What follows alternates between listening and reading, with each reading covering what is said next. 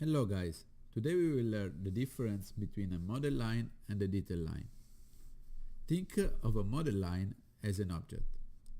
If you create an object, you will be able to see it in every view that will actually look at it. The same is for a model line. Let's see what I mean.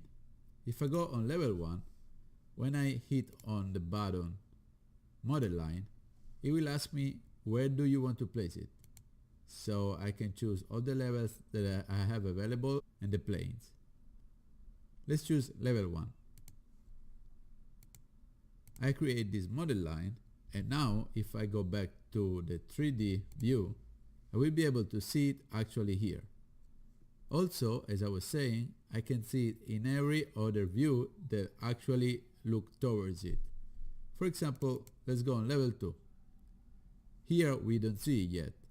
But the reason why we don't see it is because our view range doesn't go far enough. In fact, it stops at level 2, but we created our model line at level 1.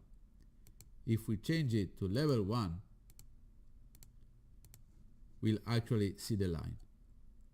Instead, if I create a detail line, which is an annotation, like every other annotation, I will be able to see it only in the view where I create it.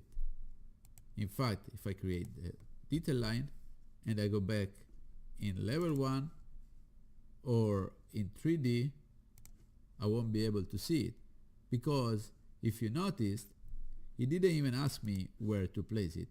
When I click on detail line, it doesn't ask me where to place it because it is drawn on a layer placed on top of the view we are working on, and it is not placed on a 3D space.